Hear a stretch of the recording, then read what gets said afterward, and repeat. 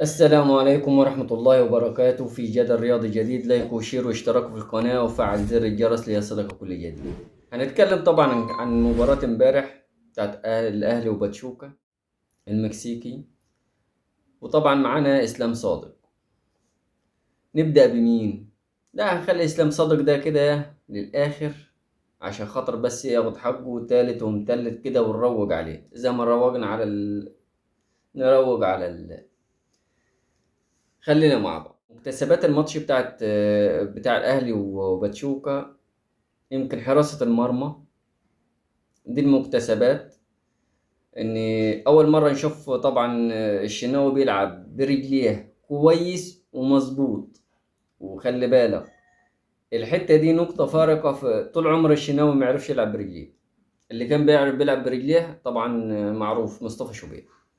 فطبعا الحتة دي ظهرت عند الشناوي في المباراة، ظهرت بصراحة. يعتبر ظهور زيزو إن هو في مستوى لحد ما كويس، إن هو قادر يجري. طبعا نديله فترة ما لعبش. وطبعا القمة تريزيجيه، حمدي فتحي. طبعا في الباص اللي عمله ده أنا بكلمك على ظهره. وطبعا انا ما كنتش متخيل ان هو يظهر كويس خالص نهائي. ظهر يعني ظهور حسن بيكهام بصراحة كويس معايا. كمان طبعا كان بص في حتة ضربات الجزاء، انا كنت متوقع مليون في المية ان هو يضيعها. هيضيعها معنى كلمة هيضيعها، لاني تحس ان هو كده مذبذب، مش بتاع مباريات كبيرة. هاني احسن منه. انا عندي هاني احسن منه في المكان حبة حاجات. بس لو هو المشكلة عاد لو المدرب نفسه هو هيلعب بنفس الطريقة، أو الخوف إن يكون ده المستوى بتاع المدرب. لأن محدش يعرف مستواه طبعا مع الفرقة التانية مختلف. طبعا النادي الأهلي مختلف. فطبعا ربنا يوفق بإذن الله، ويتلم الشمل شوية ما بين اللعيبة، ويكون في شوية فهم. طبعا ما نقدرش نحكم عليه عشان خاطر إن دي أول مباراة طبعا للمدرب. وطبعا مباراة ودية، دي مباراة تجريبية عامة. أنا مسميها مباراة تجريبية. ف يعني ربنا يوفق بإذن الله، ونشوف أداء كويس وأداء مشرف في كأس العالم للأندية.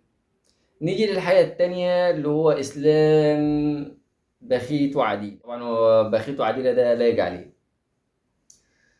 بيقول لك يا إسلام صادق بخيت وعديلة، بيقول لك بص: الأهلي يخسر وديا بركلات الترجيح من باتشوكا ثامن الدوري المكسيكي، وللمرة الثالثة من نفس الفريق في الظهور الأول لتريزيجيه وبن رمضان وزيزو. سيدي إن النادي الأهلي بيخسر في مباراة ودية مع ناس بتلعب في كأس العالم، مش بتلعب في مناخيرها. أنت بتتكلم عن النادي الأهلي وبترمي كلام زي الحريم على النادي الأهلي، صح؟ فالنادي ده أنت شاركت في البطولة الأفريقية؟ لا. أخدت البطولة الأفريقية؟ برضو لا. شاركت في كأس العالم؟ برضو لا. شفت كأس العالم؟ برضو لا. رحت حتى كأس العالم عشان تشجع من هناك؟ برضو لا. شميت أي ريحة من ريحة البطولات الكبيرة دي؟ برضو لا. يبقى ما تتكلمش عن أسياد. خليك في حنجرتك، خليك في برنامجك الشرارة. خليك في الحتة اللي انت خليك في كده النسا بتاعك. خليك في مسطبتك اللي انت بتقعد عليها. انما تتكلم عن النادي الاهلي وهو بيلعب في كاس العالم، فدي عيبه في حقك، لانك انت راجل ما شفتش اي حاجه من دي كلها. غصب عنك محروم، فما تعرفش الحاجات دي. انت اخرتك بس انك انت تشوف يعني القمه عندك الكونفدراليه وبتاخدهاش. بتطلع من سيتي الامبوش. مش بتاخدها، بتطلع من معيز العشر والبهايم الزرق والحاجات دي. يا ريت انت الجاموس، نادي اسمه الجاموس في السودان، دخل البطولة الأفريقية. هيشارك في البطولة الأفريقية. أنت ما شاركتها. نادي الجاموس السوداني دخل السنة دي البطولة الأفريقية، أنت ما دخلتهاش. ده أنت يعني بتبكي زي ما قال لك وتبوس إيدين ممدوح عباس عشان يجيب لك الصفقات. بتبوس ايدين ممدوح عيد عشان خاطر ان هو كان يسيب لك الكاس، وجاي تتكلم في مباراة ودية تجريبية، وعامل نفسك فيها انت معلل، وعامل نفسك فيها مذيع، وعامل نفسك فيها صحفي. بأمارة ايه؟ بأمارة ايه؟ لما تيجي تتكلم موضوعيا، ما تتكلمش عامل زي الحريم بترمي الكلام. ده اللي انت بتعمله ده يعني كدنسة. كلام مش كلام رجولي، مش كلام عدل. ما تعرفوش انتوا الرجولة ولا العدل اللي زيك. طبعا جماهير النادي الزمالك طبعا فوق دماغي من فوق، اصدقائي وحبايبي. بس في الكلام انا قلت ان اي شخص هيطلع يتكلم عن النادي الاهلي بطريقه او هيرمي كلام زي، هطلع اديله مفتوحه معاه الطريق على البحري، واللي معاه حال يسد، اللي معاه حال يسد، وربنا خلى الحال كتير. نشتغل ونيجي من شغل انه راجدين لك تطلع بتصريح زي كده، خليك بدل ما اسلام صدقه خليك حاجه تانية زي الشيكات المفتوحه بتاعت ميدو. فلا، يا ريت استعمل العقل، عشان انت وجمال العدل ومدحت العدل والجماعة دول بما يرضي الله يعني بتتكلموا في خوازيقكم، مش بتتكلموا في اي حاجة تاني. يعني لما تيجي تتكلموا يا ريت يا ريت رجاء يعني اتكلم بمعلومة صحيحة، ما تطلعش تكذب زي وكلب فلوس واللي وانا لو رحت حاليا دلوقتي، انا لو معايا فلوس وزي ما قال لك ها، ورحت لحسين لبيب نفسه، كابتن حسين لبيب نفسه رئيس النادي الزمالك وهذا الفهد، ممدوح عباس متحكم في نادي كامل وهو قاعد وعاقل رجل على رجل في البيت بفلوسه.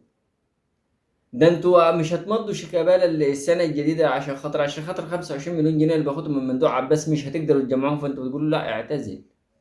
خلاص اعتزل عشان خاطر ممدوح عباس.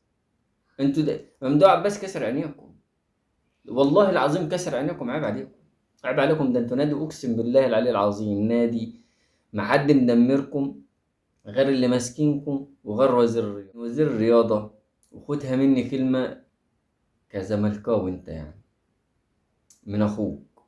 وزير الرياضة بيعمل، عايز حتى في قانونه طالع حتة الدمج، عايز يدمج الفريقين، يدمج ناديين اللي غير مستحق، اللي غير قادر وانت غير قادر، فممكن يدمجك مع بيراميدز. طبعا انت تكون فرحان بحاجة زي كده عشان فزت، لكن انت مش هيبقى لك مستوى، مش هيبقى لك قيمة، مش هيكون لك قيمة، لأن صاحب المالية هو اللي بيسمى باسمه الحقيقي. فهتكون مش هيكون للزمالك ده وجود. وده اللي كانوا عايزين يعملوه مع النادي الأهلي في البداية وما قدروش، بس قدروا عليك عشان عارفينك إن أنت بتجري ورا الأخبار، بتجري ورا الحاجات اللي هي إيه. والله العظيم والله انتوا ما عارفين قيمة الزمالك كدينا، ودينا المحلف يمين الله. الزمالك ده شرف لأي شخص، مش هقول داخله، شرف لأي شخص والله يعدي من جنب السور بتاعه، شرف. بس انتوا خليتوا نادي الزمالك معدوم الشرف، معدوم الكرامة من اللي انتوا بتعملوه. ركزوا في ناديكم، ركزوا ازاي تنجحوه، بدل ما تقعدوا عاملين زي الستات اللي قاعدة على المصاطب وجايبة عواجيز الفرع، والنبي ياخد مش عارف ايه والنبي ياخد مش عارف ايه. ركزوا في النجاح، ما تركزوش في فشل الآخرين. انتوا عايزين تفشلوا الأهلي بأي طريقة ومش قادرين، هو بينجح وانتوا بتنزلوا، عشان انتوا مركزين ان انا افشل الناجح. ركز ان انا انجح زي، حتى لو مش هكون في مستواه على الاقل، بس ايه، اكون ناجح. وده كل اللي اقدر اقوله. وفي نهاية الفيديو اقدر اقول لكم دمتم في امان الله. سلام عليكم.